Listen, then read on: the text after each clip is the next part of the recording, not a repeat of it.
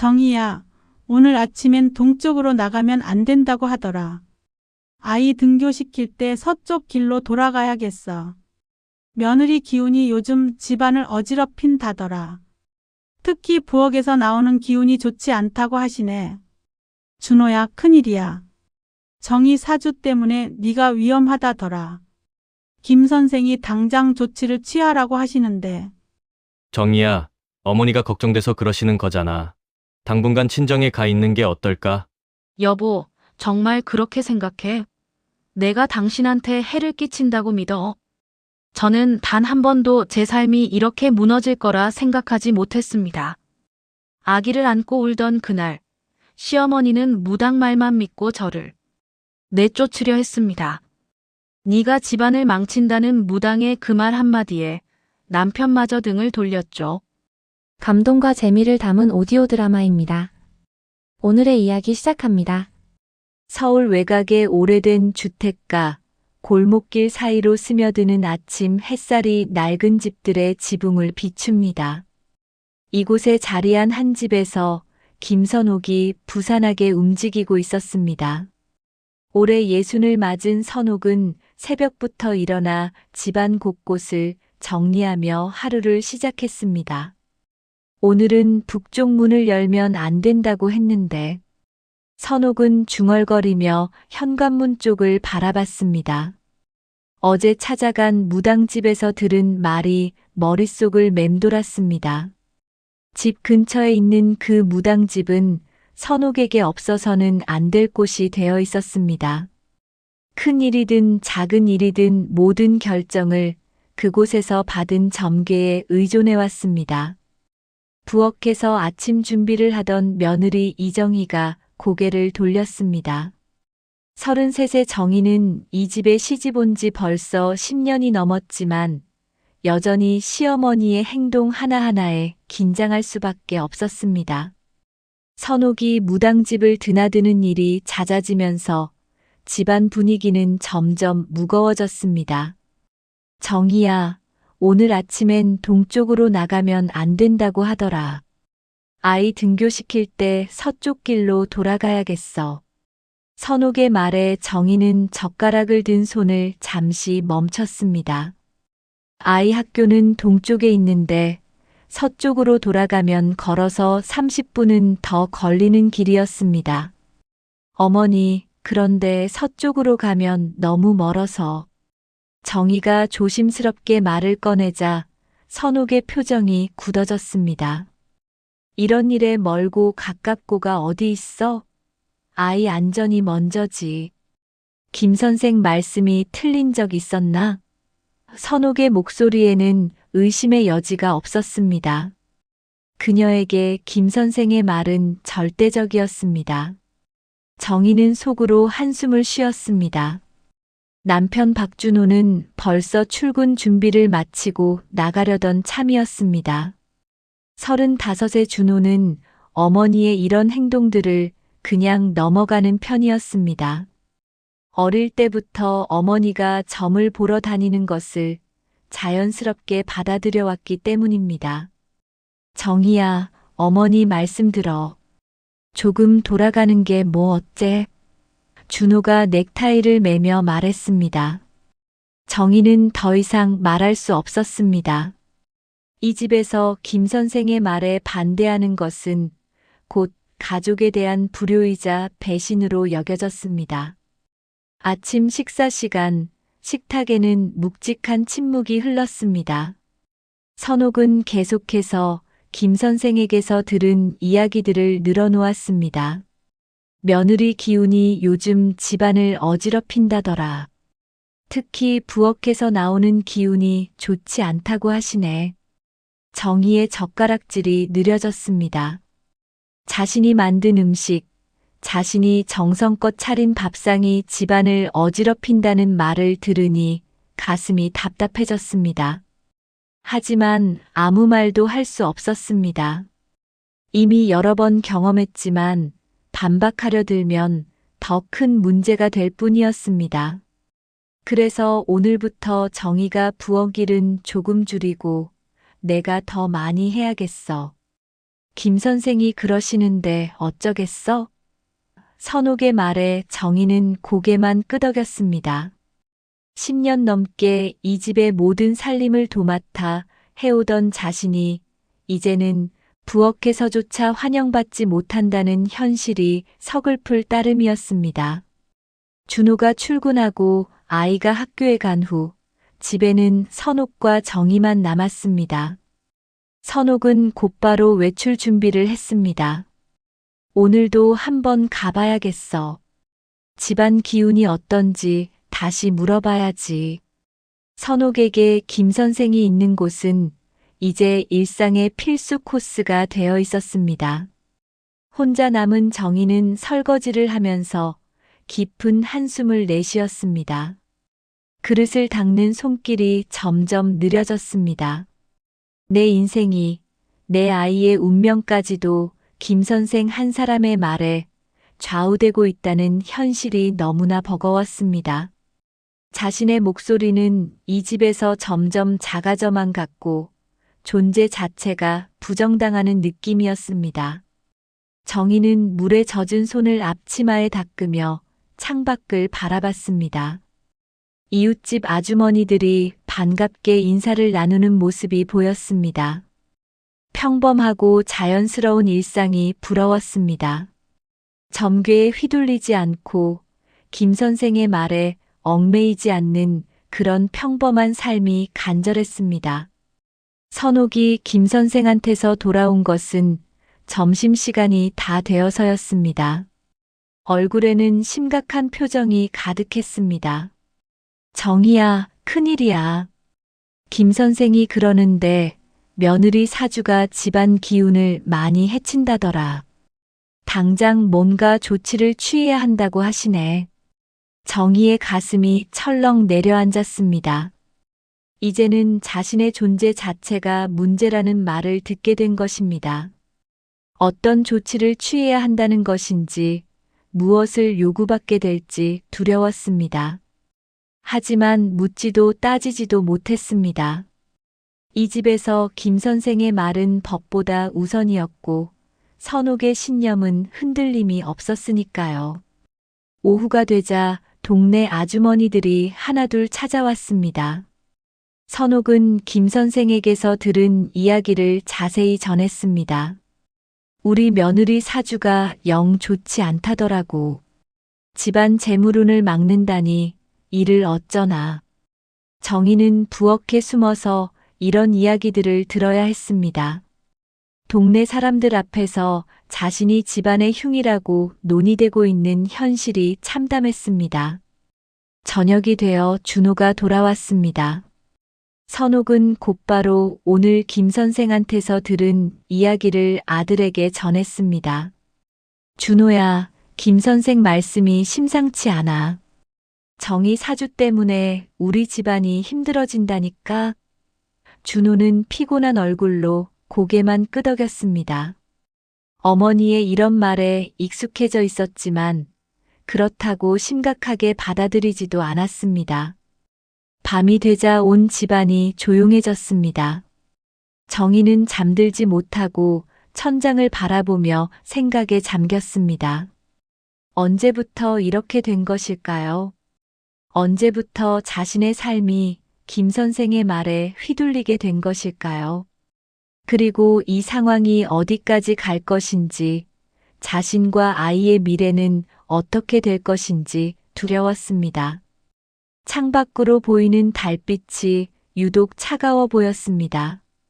며칠이 지난 어느 아침, 선옥의 표정이 평소보다 더욱 심각했습니다. 김 선생한테서 돌아온 선옥은 정희를 불러 앉혔습니다. 정희는 불안한 마음으로 시어머니 앞에 앉았습니다. 선옥의 눈빛이 예사롭지 않았기 때문입니다. 정희야, 김 선생이 내 사주를 자세히 봤는데 말이야. 선옥이 말을 꺼내자 정희의 심장이 빨라졌습니다. 내 사주가 남편 운을 갉아먹는다더라. 그것도 아주 심하게. 선옥의 목소리는 떨렸지만 확신에 차 있었습니다. 정희는 얼굴이 하얘졌습니다. 결혼한 여자에게 남편 운을 해친다는 말보다 더 치명적인 말이 있을까요? 어머니, 그게 무슨... 정희가 말을 시작하려 하자 선옥이 손을 들어 막았습니다. 아직 끝나지 않았어. 김 선생이 그러는데 당장 따로 제를 지내야 한다더라. 그것도 큰 제사를. 그렇지 않으면 준호가 큰일 난다고 하시더라고. 선옥의 말에 정희는 머리가 어지러웠습니다. 제사라는 것은 결국 돈이 많이 드는 일이었고 그 모든 책임이 자신에게 돌아온다는 의미였습니다. 그때 준호가 출근 준비를 마치고 거실로 나왔습니다.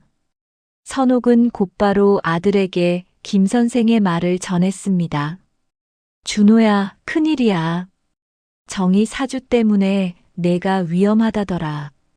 김 선생이 당장 조치를 취하라고 하시는데 준호는 잠시 멈춰서서 어머니와 아내를 번갈아 봤습니다. 평소 같으면 그냥 넘어갔겠지만 이번에는 어머니의 표정이 너무 심각했습니다. 어머니, 그게 정말 그렇게 심각한 일이에요? 심각하다니. 김 선생이 40년 넘게 점을 봐주셨는데 틀린 적이 언제 있었나? 내가 직장에서 승진 못한 것도 작년에 아픈 것도 다 정희 사주 때문이라고 하시더라고. 선옥의 목소리가 점점 높아졌습니다. 준호의 표정이 변했습니다. 어머니 말에 조금씩 흔들리기 시작한 것입니다. 그래서 어떻게 하라고 하시는데요? 일단 정희가 친정에 가서 몸조심하고 우리는 큰 제사를 지내야 한다더라. 그리고 선옥이 잠시 망설이더니 말을 이었습니다. 당분간 따로 지내는 게 좋겠다고 하시네. 정희는 귀를 의심했습니다. 따로 지낸다는 것은 사실상 집에서 쫓겨난다는 뜻이었습니다. 어머니, 저희가 결혼한 지 10년이 넘었는데 갑자기 이런 말씀을. 갑자기라니. 김 선생이 내 사주를 보고 하시는 말씀인데. 선옥이 큰 소리를 쳤습니다. 내가 이 집에 있으면 준호가 죽는다는 말씀이야. 그래도 여기 있겠다는 거야? 준호는 중간에서 난처해했습니다. 하지만 어머니의 말에 점점 설득당하고 있었습니다. 정희야, 어머니가 걱정돼서 그러시는 거잖아. 당분간 친정에 가 있는 게 어떨까? 정희는 남편마저 자신을 떠나보내려 한다는 사실에 충격을 받았습니다. 여보, 정말 그렇게 생각해? 내가 당신한테 해를 끼친다고 믿어? 준호는 대답하지 못했습니다. 그 침묵이 정희에게는 더 큰 상처가 되었습니다. 10년 넘게 함께 살아온 남편조차 김 선생의 말을 자신보다 믿는다는 현실이 참담했습니다. 알겠어요. 친정에 가겠어요. 정희의 목소리는 차갑게 식어 있었습니다. 더 이상 이 집에서 환영받지 못한다는 것을 확실히 알았습니다. 오후에 정희는 짐을 쌌습니다. 아이는 학교에 가 있었고 선옥은 또다시 김 선생한테 갔습니다. 혼자서 10년간의 삶을 정리하는 일이 이렇게 쓸쓸할 줄 몰랐습니다. 옷 가지며 생활용품들을 가방에 넣으면서 눈물이 자꾸 흘렀습니다. 그런데 짐을 정리하다가 서랍 깊숙한 곳에서 녹음기를 발견했습니다. 예전에 아이가 학교 숙제용으로 쓰던 것이었습니다. 정희는 문득 이상한 생각이 들었습니다. 앞으로도 이런 일들이 계속될 텐데 기록을 남겨두면 어떨까 싶었습니다. 저녁에 아이가 학교에서 돌아왔습니다. 엄마가 친정에 간다는 이야기를 들은 아이는 울음을 터뜨렸습니다. 엄마, 왜 가야 해? 나도 같이 갈래. 정희는 아이를 품에 안고 눈물을 참았습니다. 엄마가 잠깐만 할머니 댁에 다녀올게. 아빠랑 할머니가 잘 돌봐주실 거야. 하지만 언제 돌아올 수 있을지는 정희도 알 수 없었습니다. 선옥이 김 선생한테서 돌아온 것은 밤늦은 시간이었습니다. 김 선생이 그러는데 정희가 나간 다음에도 집안 곳곳을 정화해야 한다더라. 소금도 뿌리고 향도 피워야 한다고 하시네. 준호는 아무 말 없이 고개만 끄덕였습니다. 아내가 떠나는 것에 대한 죄책감은 있었지만 어머니의 확신에 찬 모습을 보니 어쩔 수 없다는 생각이 들었습니다. 다음 날 아침 정희는 가방 하나만 들고 집을 나섰습니다. 현관문을 나서면서 뒤를 돌아봤습니다. 10년 넘게 살았던 집이었는데 이제는 낯선 곳처럼 느껴졌습니다. 선옥은 정희가 나가는 모습을 창문 너머로 지켜봤지만 배웅하지는 않았습니다. 친정으로 향하는 버스 안에서 정희는 생각에 잠겼습니다. 단순히 미신에 휘둘리는 것을 넘어서 이제는 가정 파괴의 수준에 이르렀습니다. 자신의 존재 자체가 부정당하고 가족으로부터 버림받는 상황이 되어버렸습니다. 정희는 가방 속에 넣어둔 녹음기를 만지작거렸습니다. 이제부터는 모든 것을 기록해 두어야겠다고 다짐했습니다. 언젠가는 이 상황을 바로잡을 날이 올 것이라고 자신과 아이를 위해서라도 포기할 수 없다고 마음을 다잡았습니다. 버스는 친정이 있는 동네로 향해 달렸습니다. 정희의 마음속에는 분노와 슬픔이 뒤섞여 있었지만 동시에 무엇인가 해야 한다는 의지도 싹트고 있었습니다. 이대로 당할 수만은 없다는 생각이 점점 강해졌습니다. 친정에 도착한 정희는 어머니의 따뜻한 품에 안겨 그동안 참았던 눈물을 쏟아냈습니다. 엄마, 나 이제 어떻게 살아야 할지 모르겠어. 정희의 어머니는 딸의 사정을 듣고 분노했지만 우선은 딸을 달래는 것이 급했습니다. 정희야, 일단 마음 추스르고 천천히 생각해보자. 세상이 다 무당 말대로 돌아가는 건 아니잖니. 어머니의 말에 정희는 조금씩 정신을 차렸습니다. 그동안 시댁에서만 살다 보니 다른 관점으로 상황을 볼 기회가 없었는데 친정에 와서야 객관적으로 생각할 여유가 생겼습니다. 일주일이 지난 후 정희는 우연히 동네 게시판에서 무료 법률 상담 포스터를 발견했습니다. 매주 수요일 오후에 동사무소에서 진행된다는 내용이었습니다. 처음에는 별 생각 없이 지나쳤지만 계속 마음에 걸렸습니다. 혹시 자신의 상황에 도움이 될 만한 조언을 들을 수 있을까 싶어서였습니다. 수요일이 되자 정희는 용기를 내어 동사무소로 향했습니다. 상담실에는 중년의 여성 변호사가 앉아 있었습니다. 어떤 일로 오셨나요? 변호사의 친근한 목소리에 정희는 조심스럽게 자신의 상황을 설명하기 시작했습니다. 시어머니가 김 선생이라는 무당말을 절대적으로 믿으시는데 제 사주가 남편에게 해롭다면서 집에서 나가라고 하셨어요. 정희의 이야기를 들은 변호사는 심각한 표정을 지었습니다.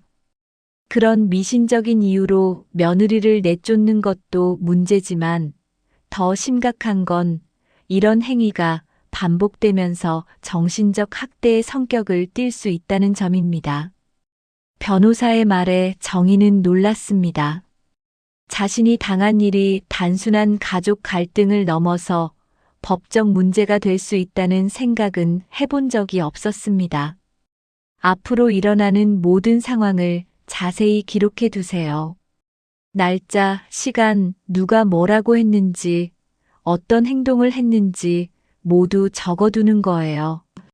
가능하다면 녹음도 해두시고요.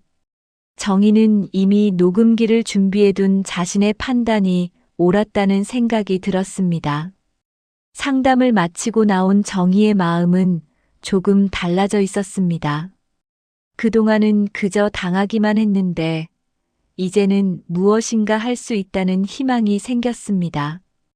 집으로 돌아와서 정희는 노트를 하나 사서 그동안 있었던 일들을 차근차근 정리하기 시작했습니다.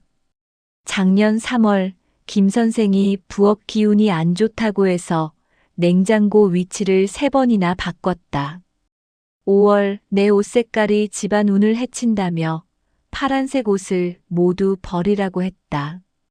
7월 적다 보니 정말 많은 일들이 있었습니다. 며칠 후 정희는 동네 사람들과 자연스럽게 대화를 나누며 김 선생에 대한 정보를 수집하기 시작했습니다. 아, 그 김 선생 말씀이야? 점 하나는 기가 막히게 잘 보시지. 우리 동네 사람들 거의 다 한 번씩은 가봤을걸. 하지만 좀 더 자세히 알아보니 다른 이야기들도 들렸습니다. 그런데 요즘 돈을 너무 많이 받으신다는 얘기도 있어. 예전에는 그렇지 않았는데. 우리 옆집 아줌마도 김 선생 말 듣고 집안이 엉망이 됐다더라고. 정희는 마음을 먹고 구청에 가서 김 선생에 대해 문의해 보았습니다. 민원실 직원은 친절하게 설명해 주었습니다. 개인 사업자로 등록되어 있지만 종교법인은 아니네요. 그리고 직원은 잠시 화면을 보더니 말했습니다. 과거에 민사소송 기록이 있는 것 같은데 자세한 건 법원에 문의하셔야 할 것 같아요. 정희는 더 구체적인 정보가 필요하다고 생각했습니다. 법원에 가서 확인해 보니 김 선생은 10년 전 사기죄로 벌금형을 받은 전과가 있었습니다. 판결문을 보니 당시에도 미신을 이용해 돈을 뜯어낸 혐의였습니다. 며칠 후 준호에게서 전화가 왔습니다. 정희야, 언제쯤 집에 들어올 거야? 아이가 너무 보고 싶어 해. 준호의 목소리에는 미안함이 섞여 있었습니다. 언제 들어가라고 어머니가 허락하셨어? 정희의 목소리는 예전과 달리 차분했습니다. 그게 어머니가 아직은 시기상조라고 하시는데 김 선생이 좀 더 기다려보자고 하셨다나 봐. 준호도 말하면서 뭔가 이상하다는 생각이 들었습니다. 언제까지 아내를 친정에 두고 살 수는 없는 노릇이었습니다. 그래, 알겠어. 나도 여기서 좀 더 생각해 볼게. 정희는 전화를 끊고 다시 노트를 펼쳤습니다. 이제는 단순히 기록만 하는 것이 아니라 체계적으로 증거를 수집해야겠다고 다짐했습니다. 그런데 며칠 후 놀라운 일이 일어났습니다. 동네 아주머니 한 분이 정희를 찾아온 것입니다. 정희 씨, 김 선생 때문에 고생하신다면서요? 저도 그 양반 때문에 큰일 날 뻔했거든요. 그 아주머니는 자신의 경험담을 들려주었습니다. 작년에 김 선생이 우리 아들 결혼을 반대하면서 신부가 우리 집안을 망칠 거라고 했어요. 그래서 결혼을 취소할 뻔했는데 나중에 보니 완전히 헛소리였더라고요. 더 심한 건 제사 지내라고 해서 500만 원이나 썼는데 아무 소용 없었어요. 그 후에 김 선생이 다른 사람한테 우리 집 욕하는 걸 들었거든요. 아주머니의 증언은 정희에게 큰 힘이 되었습니다. 정희는 이런 증언들을 하나씩 모아가면서 김 선생의 실체에 대해 확신을 갖기 시작했습니다. 그리고 변호사가 알려준 방법들을 하나씩 실행에 옮기며 반격을 준비하기 시작했습니다. 저녁에 어머니와 이야기를 나누면서 정희는 자신의 계획을 털어놓았습니다. 엄마, 나 이제 더는 당하고만 있지 않을 거야. 제대로 맞서볼 생각이야. 어머니는 딸의 달라진 모습을 보며 대견스러워했습니다. 그래, 정희야. 내가 잘못한 게 아무것도 없는데 왜 숨어서 살아야 하니? 당당하게 맞서는 게 맞아. 그날 밤 정희는 오랜만에 편안한 잠을 잤습니다. 앞으로 해야 할 일들이 명확해졌고 더 이상 무력하게 당하기만 하지 않겠다는 의지가 생겼습니다. 체계적으로 증거를 수집해서 반드시 이 상황을 바로잡겠다고 다짐했습니다.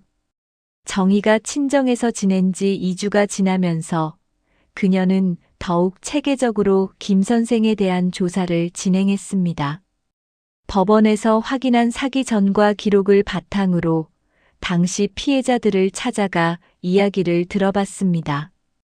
그때 김 선생이 우리 딸 시집 보낼 때 신랑 사주가 안 좋다고 해서 결혼을 늦췄거든요. 그런데 나중에 보니까 아무 문제 없더라고요. 10년 전 피해자 중 한 명인 박 씨 할머니의 증언이었습니다. 더 황당한 건 제사 지내라고 해서 800만 원이나 쓰게 했는데 그 돈으로 김 선생이 차 바꿨다는 얘기를 들었어요. 박 씨 할머니의 말에 정희는 놀랐습니다. 김 선생이 사람들한테서 받은 돈으로 사치품을 구입한다는 것이었습니다. 정희는 동네 부동산에도 가서 김 선생의 재산 변동 상황을 알아봤습니다. 김 선생이 최근에 아파트 하나 더 샀던데요. 현금으로 결제했다고 하더라고요. 부동산 중개사의 말을 듣고 정희는 김 선생이 얼마나 많은 돈을 벌어들이고 있는지 짐작할 수 있었습니다.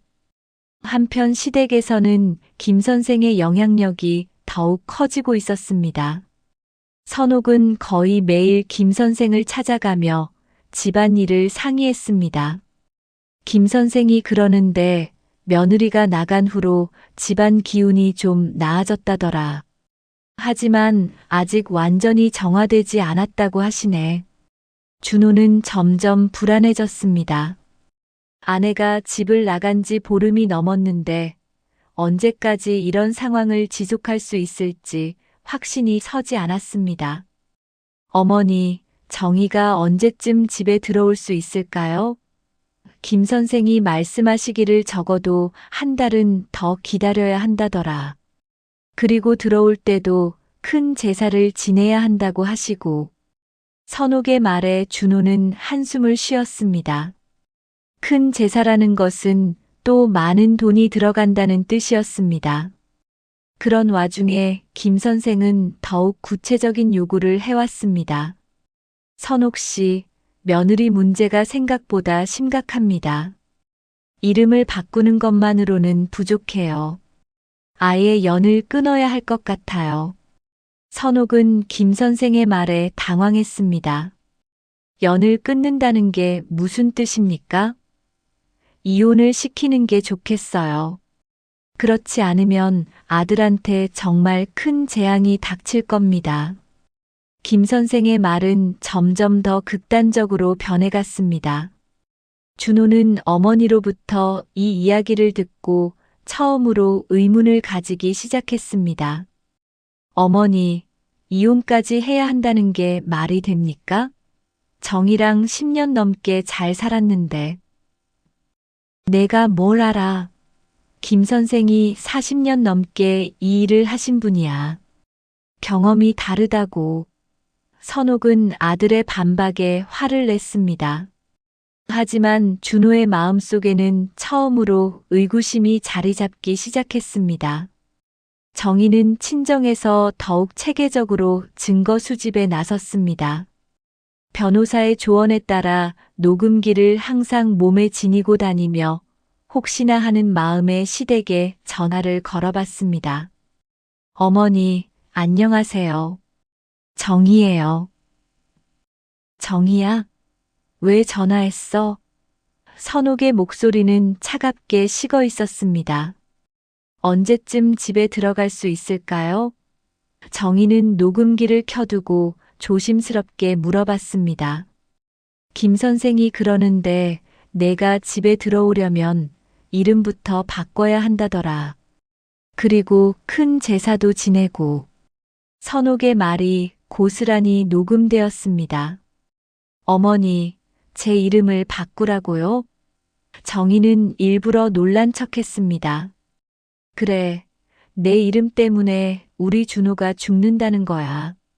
그것도 싫다면 아예 이 집에 발을 들이지 마. 선옥의 목소리가 점점 격해졌습니다. 며칠 후 정희는 더 충격적인 소식을 들었습니다. 동네 아주머니를 통해서였습니다. 정희 씨, 김 선생이 며느리랑 이혼하라고 부추긴다면서요? 우리 집도 그런 소리 들었는데 정말 위험한 사람인 것 같아요. 정희는 김 선생의 다른 피해 사례들을 더 많이 수집했습니다. 김 씨네 집도 김 선생 말 듣고 며느리를 내쫓았는데 그 후로 집안이 더 엉망이 됐다더라고요. 이웃집은 김 선생한테 1,000만 원 넘게 줬는데 아무 효과 없었대요. 정희는 이런 증언들을 모두 기록하고 녹음으로 남겨두었습니다. 그리고 김 선생이 운영하는 곳을 직접 가서 관찰해 보기로 했습니다. 김 선생의 집 근처에서 몰래 지켜보니 하루에도 여러 명의 사람들이 드나들었습니다. 그리고 나오는 사람들의 표정은 대부분 어둡거나 걱정스러워 보였습니다. 돈봉투를 들고 들어가는 사람들도 여럿 보였습니다. 며칠 후 준호에게서 또 전화가 왔습니다. 정희야, 어머니가 또 김 선생한테 다녀오셨는데. 준호의 목소리는 피곤해 보였습니다. 뭐라고 하셨는데? 정희는 녹음기를 켜두고 차분하게 물어봤습니다. 이번엔 내가 이 집 문지방도 밟으면 안 된다고 하시네. 그리고 아예 이혼하는 게 낫겠다는 말씀도 하시고. 준호의 말에 정희는 충격을 받았습니다. 여보, 정말 그렇게 생각해? 정희의 목소리가 떨렸습니다. 아니야, 나도 잘 모르겠어. 어머니 말씀이 점점 심해지는데 어떻게 해야 할지. 준호도 혼란스러워하고 있었습니다. 정희는 전화를 끊고 결심을 굳혔습니다. 이제는 더 이상 기다릴 수 없었습니다. 수집한 모든 증거를 바탕으로 정면 승부를 벌일 때가 왔다고 생각했습니다. 김 선생의 정체를 폭로하고 시어머니의 부당한 행동을 중단시켜야 했습니다.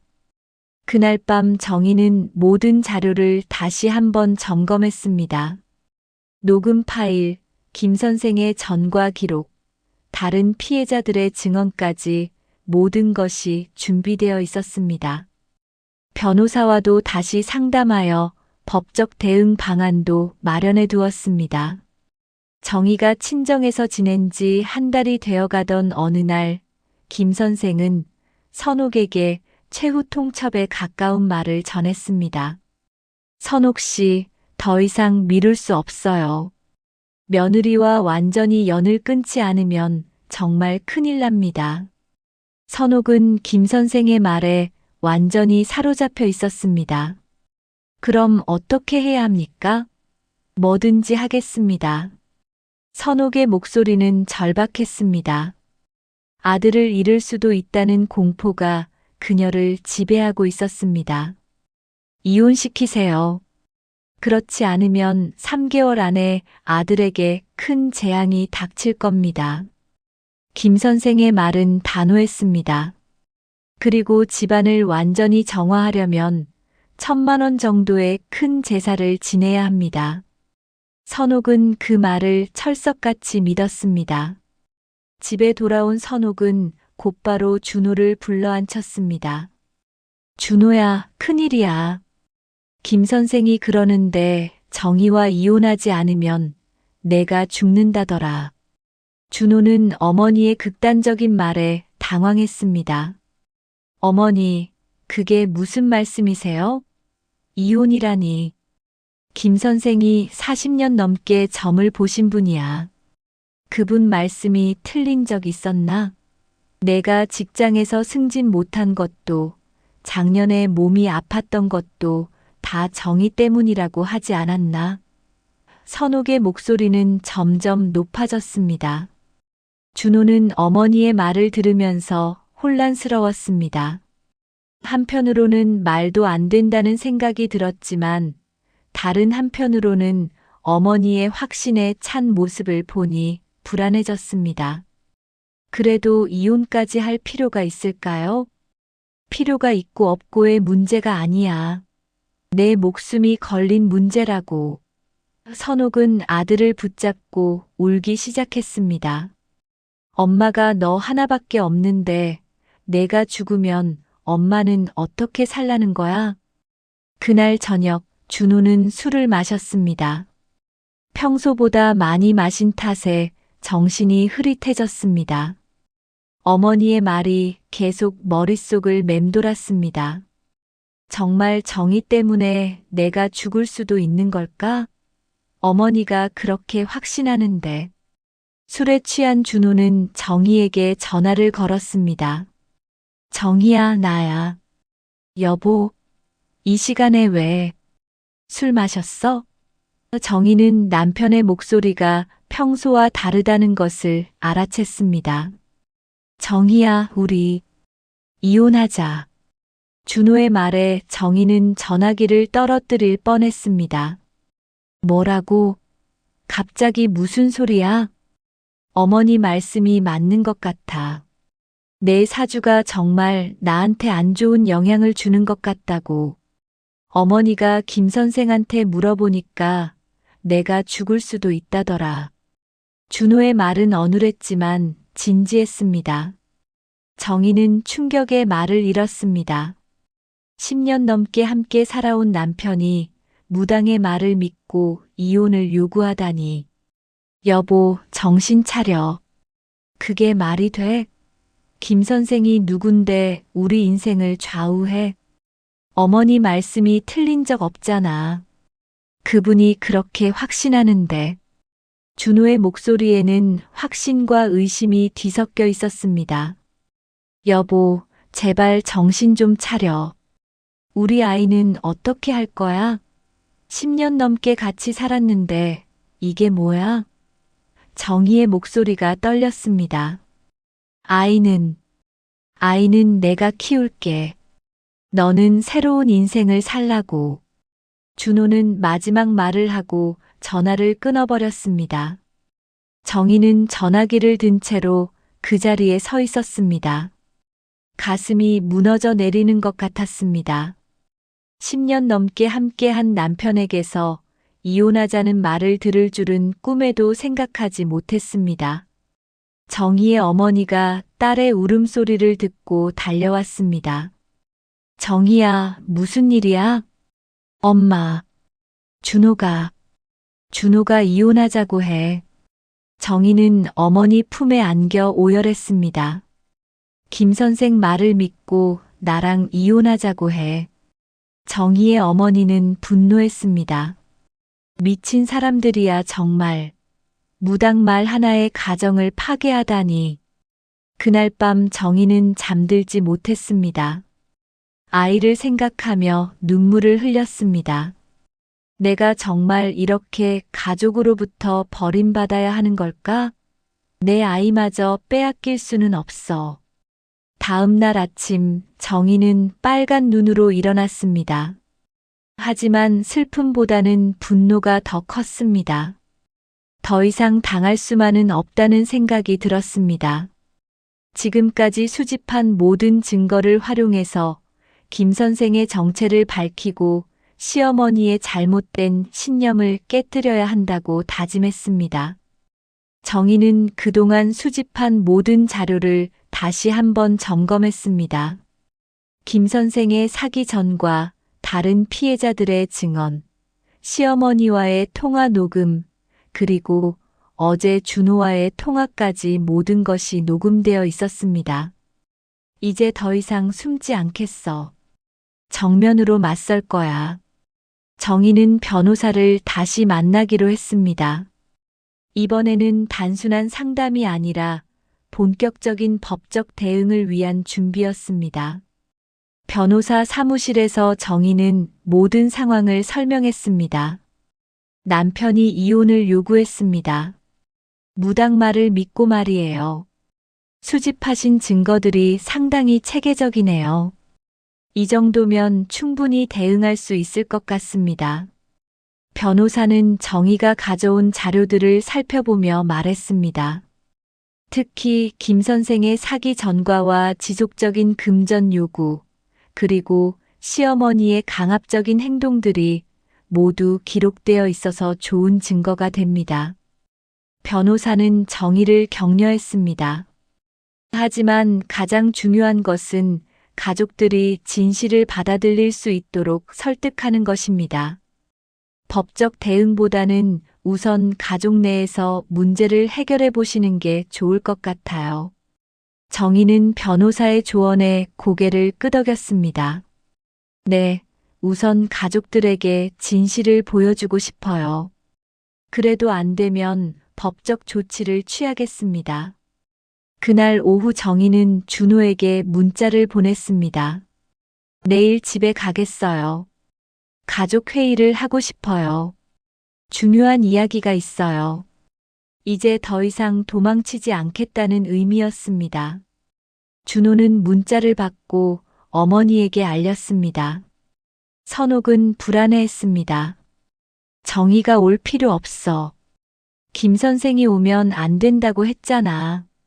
하지만 정희의 의지는 확고했습니다. 내일은 모든 것을 결판낼 날이 될 것이었습니다. 그동안 수집한 모든 증거를 바탕으로 김 선생의 실체를 폭로하고 가족들의 눈을 뜨게 만들겠다고 다짐했습니다. 그날 밤 정희는 마지막으로 모든 자료를 정리했습니다. 김 선생의 전과 기록, 다른 피해자들의 증언, 재산 변동 사항, 그리고 가족들과의 모든 통화 내용까지. 내일 이 모든 것을 꺼내놓고 진실을 밝힐 것이었습니다. 다음 날 오후 정희는 큰 가방 하나를 들고 시댁 문 앞에 섰습니다. 한 달 만에 보는 집이었지만 낯설게 느껴졌습니다. 가방 안에는 그동안 수집한 모든 자료들이 들어 있었습니다. 녹음기, 서류 뭉치, 그리고 김 선생의 정체를 밝힐 결정적 증거들이 준비되어 있었습니다. 현관문을 열고 들어서자 선옥이 놀란 표정으로 정희를 바라봤습니다. 정희야, 왜 왔어? 김 선생이 오면 안 된다고 했잖아. 어머니, 이야기할 게 있어서 왔습니다. 정희의 목소리는 한 달 전과 확연히 달랐습니다. 더 이상 주눅든 며느리가 아니었습니다. 아이가 학교에서 돌아와 엄마를 보고 달려왔습니다. 엄마, 엄마가 왔다. 정희는 아이를 꼭 껴안았습니다. 한 달 동안 그리워했던 순간이었습니다. 준호도 일찍 퇴근해서 집에 들어왔습니다. 어색한 침묵이 거실을 감쌌습니다. 왔구나. 준호의 인사는 차갑게 들렸습니다. 가족 회의를 하자고 했잖아요. 모두 앉으세요. 정희는 침착하게 말했습니다. 선옥과 준호는 정희의 달라진 모습에 당황했습니다. 뭔 소리야, 가족 회의라니. 내가 이 집에 들어오는 것부터가 잘못이야.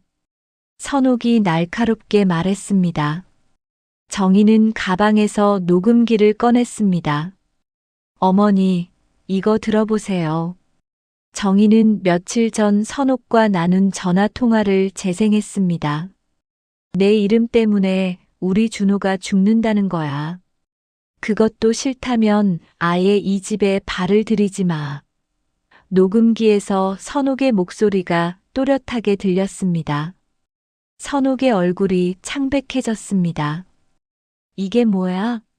왜 몰래 녹음을 했어? 몰래가 아닙니다. 어머니가 하신 말씀을 그대로 기록한 거예요. 정희는 다음 파일을 재생했습니다. 이번에는 준호와의 통화였습니다. 우리 이혼하자. 어머니 말씀이 맞는 것 같아. 내 사주가 정말 나한테 안 좋은 영향을 주는 것 같다고. 준호의 목소리가 거실에 울려 퍼졌습니다. 준호는 자신의 목소리를 듣고 충격을 받았습니다. 술에 취해서 한 말이었지만 아내에게 상처를 준 것은 분명했습니다. 정희야, 그때는 내가 아직 끝나지 않았어요. 정희는 두 번째 가방을 열었습니다. 안에서 두꺼운 서류 뭉치를 꺼냈습니다. 김 선생에 대해 조사한 결과입니다. 정희는 서류를 펼쳐 보였습니다. 김 선생은 10년 전 사기죄로 벌금형을 받았습니다. 여기 판결문이 있어요. 선옥은 서류를 보고 눈을 의심했습니다. 당시에도 미신을 이용해서 사람들을 속여 돈을 뜯어낸 혐의였어요. 이때 피해자들을 직접 만나서 증언도 들어왔습니다. 정희의 말에 선옥은 말문이 막혔습니다. 준호가 서류를 받아서 자세히 살펴봤습니다. 이게 진짜야? 김 선생이 사기꾼이라고? 사기꾼일 뿐만 아니라 여러 집안을 망친 전과도 있어요. 정희는 또 다른 서류를 꺼냈습니다. 동네 사람들 증언도 여기 다 있습니다. 서류에는 김 선생의 다른 피해자들 이야기가 적혀 있었습니다. 박신의 집은 김 선생 말 듣고 며느리를 내쫓았는데 그 후로 집안이 더 엉망이 됐다. 김 씨 집안은 김 선생 말 듣고 전 재산을 털어 제사 지냈는데 결국 파산했다. 선옥은 서류를 보면서 손이 떨렸습니다. 40년 넘게 믿어왔던 김 선생이 사기꾼이라니 받아들이기 어려웠습니다. 아니야, 이건 누군가 김 선생을 모함하려고 만든 거야. 어머니, 이건 법원에서 직접 발급받은 서류예요. 가짜일 리 없습니다. 정희는 차분하게 설명했습니다. 그리고 김 선생이 어머니한테 받아간 돈이 얼마나 되는지 계산해 보셨어요? 정희는 작은 수첩을 꺼냈습니다. 작년 한 해 동안만 800만 원을 받아갔더라고요. 점괘비, 제사비, 부적값까지 합해서 말이에요.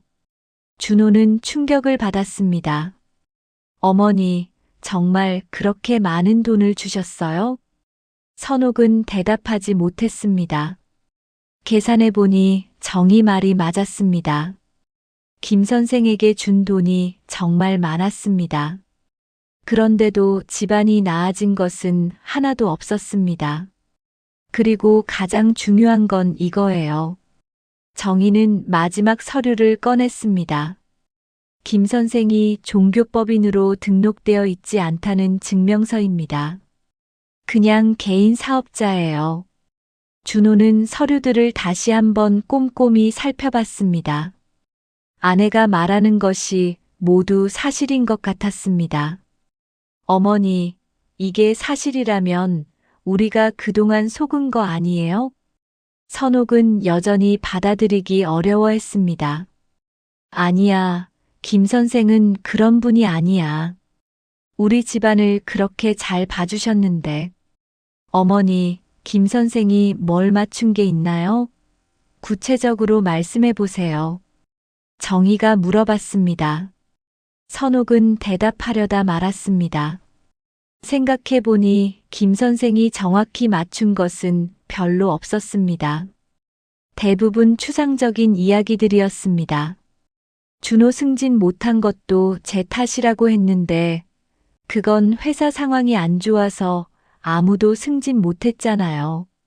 정희가 차근차근 반박했습니다.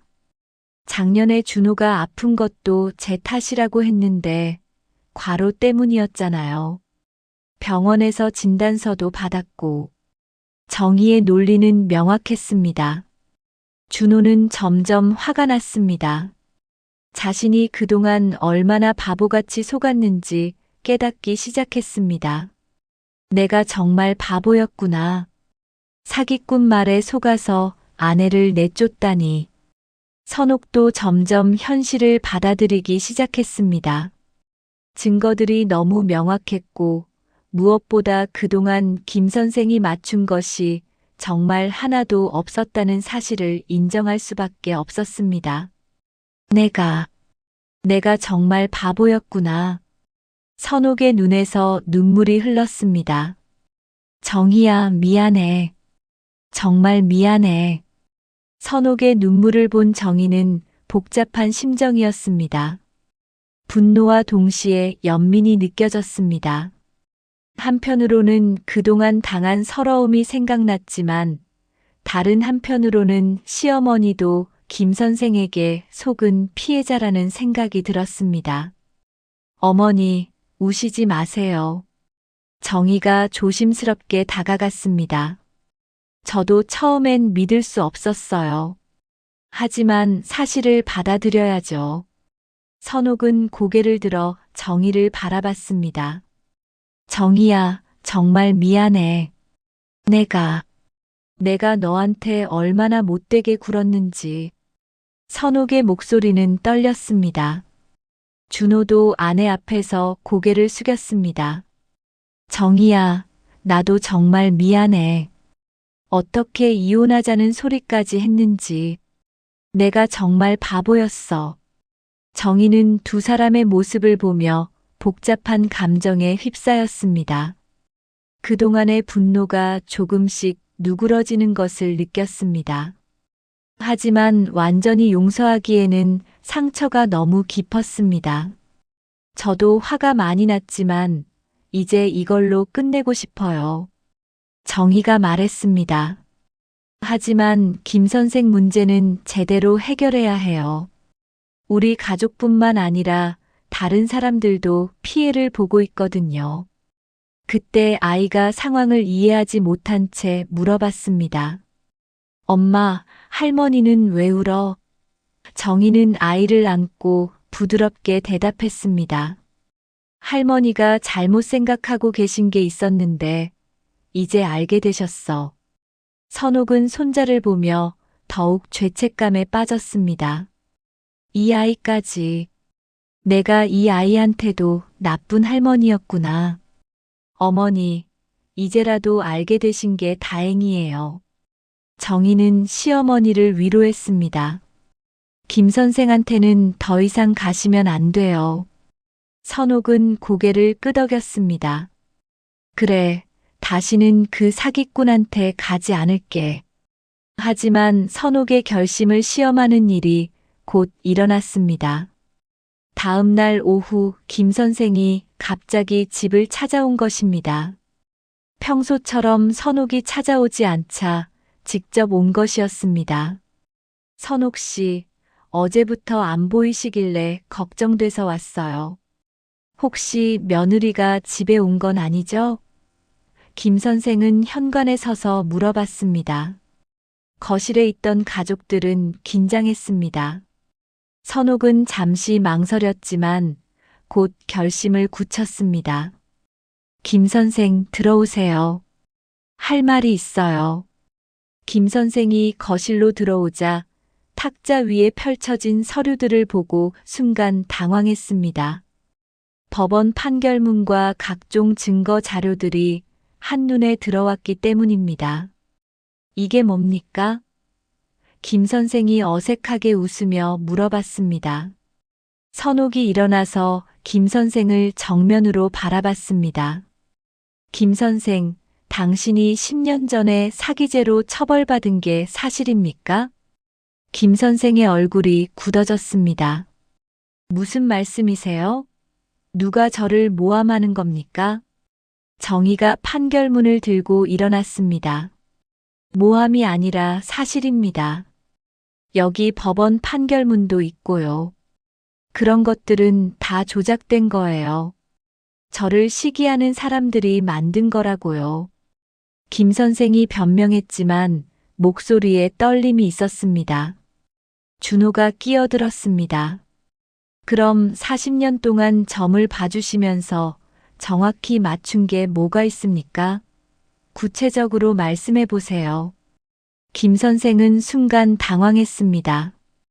평소 같으면 그럴듯한 말로 둘러댔겠지만 이미 의심하고 있는 사람들 앞에서는 어떤 말도 설득력이 없었습니다. 그리고 우리한테서 받아간 돈이 작년 한 해만 800만 원이라는 것도 확인했어요. 정희가 수첩을 보여주며 말했습니다. 김 선생은 더 이상 변명할 수 없다는 것을 깨달았습니다. 태도를 바꿔서 협박하기 시작했습니다. 그래도 제 말 안 들으면 큰일 납니다. 정말로 재앙이 닥칠 거예요. 하지만 이미 정체가 드러난 김 선생의 말에는 아무도 흔들리지 않았습니다. 선옥이 단호하게 말했습니다. 당신 같은 사기꾼 말은 이제 한마디도 믿지 않을 거예요. 당장 나가세요. 선옥 씨, 후회하실 겁니다. 제 말 안 들으면. 김 선생이 마지막 협박을 시도했지만 준호가 일어났습니다. 그만하시고 나가세요. 안 나가시면 경찰에 신고하겠어요. 준호의 목소리는 단호했습니다. 김 선생은 더 이상 어쩔 수 없다는 것을 알고 화를 내며 집을 나갔습니다. 후회할 겁니다. 분명히 후회할 거예요. 김 선생이 나간 후 집안은 조용해졌습니다. 선옥은 다시 자리에 주저앉으며 한숨을 쉬었습니다. 40년 동안 믿었던 사람이 사기꾼이었다니. 어머니, 이제라도 알게 된 게 다행이에요. 정희가 위로했습니다. 더 늦었으면 더 큰 피해를 볼 뻔했어요. 준호도 아내에게 다가가서 말했습니다. 정희야, 정말 고마워. 내가 없었으면 우리 가족이 완전히 망했을 거야. 며칠 후 정희는 변호사와 상의해서 김 선생을 경찰에 신고하기로 했습니다. 다른 사람들이 더 이상 피해를 보지 않도록 해야 해요. 경찰서에서 정희는 수집한 모든 증거를 제출했습니다. 김 선생의 사기 전과 피해자들의 증언, 금전 거래 내역까지 체계적으로 정리해서 넘겼습니다. 이 정도 증거면 충분히 수사가 가능할 것 같습니다. 경찰관이 말했습니다. 다른 피해자들도 더 찾아보겠습니다. 몇 주 후 김 선생은 사기 혐의로 구속되었습니다. 수사 과정에서 정희 가족뿐만 아니라 수십 명의 다른 피해자들이 추가로 발견되었습니다. 김 선생이 수년간 벌어들인 돈은 수억 원에 달했습니다.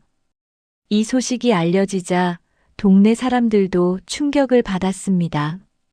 그동안 김 선생을 믿고 따랐던 사람들은 자신들이 얼마나 속았는지 깨달았습니다. 정희는 이 모든 일이 마무리되고 나서야 비로소 마음이 편해졌습니다.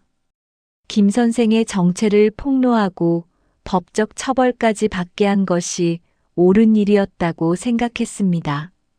선옥은 정희에게 진심으로 고마워했습니다. 정희야, 내가 아니었으면 우리 가족이 어떻게 됐을지 몰라. 정말 고마워. 김 선생이 구속되고 2달이 흘렀습니다. 계절은 어느새 가을로 접어들었고 이 집에도 조용한 평화가 찾아왔습니다. 선옥은 더 이상 점괘에 의존하지 않고 스스로 결정을 내리기 시작했습니다. 처음에는 어색했지만 점점 자신감을 되찾아갔습니다. 정희야, 오늘 저녁 뭐 해 먹을까? 선옥이 부엌에서 정희에게 물어봤습니다.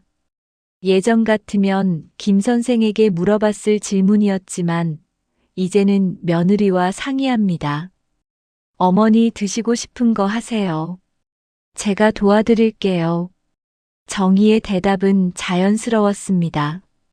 2달 전과는 확연히 다른 모습이었습니다. 부엌에서 함께 요리를 하면서 선옥은 정희에게 말했습니다.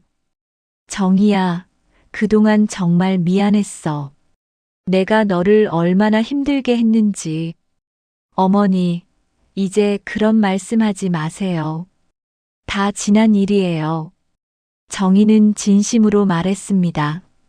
처음에는 용서하기 어려웠지만 시어머니의 진심 어린 사과와 변화된 모습을 보면서 마음이 누그러졌습니다. 아니야, 말해야겠어. 너한테 이름까지 바꾸라고 했던 내가 정말 미쳤었지. 선옥은 자신의 과거 행동을 돌이키며 후회했습니다. 김 선생 때문에 내가 정말 이상해졌었어. 준호는 퇴근 후 집에 들어오면서 이런 평화로운 모습을 볼 때마다 안도감을 느꼈습니다. 다녀왔습니다. 준호의 인사는 예전보다 훨씬 밝았습니다. 아빠. 아이가 달려와 아빠를 맞았습니다. 아이 역시 가족의 변화를 느끼고 있었습니다. 예전처럼 집안이 무거운 분위기에 휩싸이지 않아서 훨씬 편안해 보였습니다. 저녁 식사 시간, 가족들은 하루 있었던 일들을 자연스럽게 나눴습니다. 선옥은 더 이상 김 선생이 이렇게 하라더라 같은 말을 하지 않았습니다. 대신 자신의 생각과 의견을 말했습니다. 준호야, 회사 일은 어째? 선옥이 아들에게 관심을 보였습니다. 어머니, 요즘 프로젝트가 잘 풀려가고 있어요. 아마 연말에는 좋은 소식이 있을 것 같아요. 준호의 대답에 온 가족이 기뻐했습니다. 정희는 남편을 바라보며 미소 지었습니다. 김 선생이 승진 못한다고 했던 것도 거짓말이었네. 그러게 말이야. 사주가 나쁘다고 해서 승진 못하는 게 아니라 실력과 노력이 중요한 거였어. 준호도 웃으며 대답했습니다. 선옥은 손자를 바라보며 말했습니다. 우리 손자 이름도 참 예쁘다. 김 선생이 바꾸라고 했을 때 내가 정말 미쳤었지. 할머니, 내 이름 바꾸려고 했어? 아이가 순진하게 물어봤습니다. 아니야, 할머니가 잠깐 헷갈렸던 거야. 내 이름이 세상에서 제일 예쁜 이름이야. 선옥은 손자를 꼭 안아주었습니다. 며칠 후 정희는 동네에서 예전에 김 선생의 피해를 당했던 아주머니를 만났습니다.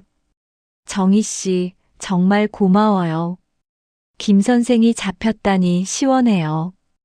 김 선생 때문에 우리 집도 거의 망할 뻔했는데 정희 씨가 용기 내서 신고해 주셔서 다른 사람들도 구제받게 됐어요. 아주머니는 정희에게 고마워했습니다. 정희는 자신의 행동이 많은 사람들에게 도움이 되었다는 사실을 알고 뿌듯했습니다. 당연히 해야 할 일을 한 거예요. 더 많은 사람들이 피해를 당하기 전에 막을 수 있어서 다행이에요. 요즘 동네가 많이 조용해졌어요. 김 선생한테 의존하던 사람들이 이제는 스스로 판단하고 결정하니까 훨씬 건전해졌다고 할까요? 아주머니의 말에 정희는 미소를 지었습니다. 집으로 돌아온 정희는 선옥과 함께 차를 마시며 이야기를 나눴습니다. 어머니, 요즘 어떠세요? 김 선생 없이 지내시는 게. 처음엔 좀 불안했지. 뭔가를 결정할 때마다 물어볼 사람이 없으니까. 선옥은 솔직하게 말했습니다. 하지만 이제는 오히려 속이 편해. 내 생각으로 결정하니까 후회도 없고 마음도 편하고. 그게 맞는 것 같아요. 우리 인생은 우리가 결정하는 거니까요. 정희는 시어머니의 변화를 보며 기뻤습니다. 정희야, 내가 없었으면 우리 가족이 어떻게 됐을지 모르겠어. 정말 고마워. 선옥은 며느리에게 진심으로 감사했습니다. 저도 이 가족의 일원이니까요. 당연히 해야 할 일을 한 거예요. 정희의 말에 선옥은 더욱 감동했습니다. 그리고 어머니도 김 선생에게 속으신 거잖아요. 40년 동안이나 믿으셨는데 갑자기 사기꾼이라고 하면 받아들이기 어려우셨을 거예요. 정희는 시어머니의 마음을 이해했습니다. 선옥은 정희의 너그러운 마음에 눈물이 났습니다. 정희야, 내가 이렇게 이해해주니까 더 미안해. 내가 너한테 얼마나 심하게 했는데. 어머니, 이제 정말 그런 이야기는 그만해요. 우리 앞으로만 생각해요. 정희는 시어머니의 손을 잡았습니다. 그날 저녁 온 가족이 거실에 모여 앉아 텔레비전을 봤습니다. 예전처럼 무거운 침묵이 아니라 자연스러운 대화가 오갔습니다. 아이는 부모와 할머니 사이에서 즐겁게 놀았습니다. 우리 가족 정말 행복해 보인다. 준호가 아내에게 말했습니다. 응, 이게 진짜 가족다운 모습인 것 같아. 정희도 동의했습니다. 며칠 후 정희는 법원에서 연락을 받았습니다. 김 선생의 재판에서 증인으로 출석해달라는 요청이었습니다. 정희는 기꺼이 응했습니다. 법정에서 정희는 김 선생이 자신의 가족에게 했던 일들을 차분하게 증언했습니다. 피고인은 저희 가족을 이용해서 지속적으로 금전적 이익을 취했고 미신을 빌미로 가정 파괴를 시도했습니다. 김 선생은 법정에서도 끝까지 자신의 무죄를 주장했지만 수십 명의 피해자들과 명확한 증거들 앞에서는 어쩔 수 없었습니다. 결국 김 선생은 사기죄로 실형을 선고받았습니다. 재판이 끝난 후 정희는 마음이 후련했습니다. 김 선생 같은 사람들 때문에 더 이상 선량한 사람들이 피해를 당하지 않을 것이라는 생각이 들었습니다. 집으로 돌아온 정희는 가족들에게 재판 결과를 알려줬습니다. 김 선생이 3년형을 받았어요. 잘 됐다. 준호가 말했습니다. 다른 사람들한테 더 이상 피해를 주지 못하겠네. 선옥도 고개를 끄덕였습니다. 내가 그 사람을 믿었다는 게 정말 부끄럽지만 이제라도 제대로 처벌받게 돼서 다행이야. 그날 밤 정희는 그동안의 일들을 돌이키며 일기를 썼습니다. 힘들고 괴로웠지만 결국 가족을 지켜낼 수 있었다. 포기하지 않고 끝까지 진실을 찾아낸 것이 옳은 선택이었다. 시간이 더 흘러 겨울이 되었습니다. 정희는 임신 소식을 가족들에게 알렸습니다. 둘째가 생겼어요. 온 가족이 기뻐했습니다. 특히 선옥은 눈물을 흘리며 기뻐했습니다. 정희야, 정말 축하해. 이번에는 내가 제대로 도와줄게. 어머니, 고마워요. 이번에는 김 선생 같은 사람한테 휘둘리지 말고 우리끼리 잘 키워봐요. 정희의 말에 선옥은 웃으며 고개를 끄덕였습니다.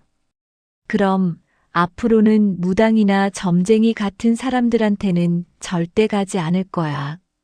우리 가족끼리 서로 믿고 의논해서 결정하는 게 최고야. 준호도 아내를 꼭 안아주었습니다. 정희야, 고마워. 내가 우리 가족을 지켜줘서. 우리가 서로 지켜준 거죠. 정희는 남편과 시어머니, 그리고 아이를 바라보며 미소 지었습니다. 창밖으로는 따뜻한 겨울 햇살이 비쳐 들어왔습니다. 이 집에는 더 이상 미신의 그림자가 드리워져 있지 않았습니다. 대신 가족 간의 사랑과 신뢰가 자리 잡고 있었습니다. 선옥은 더 이상 점괘에 의존하지 않고 현실을 직시하며 살아갑니다.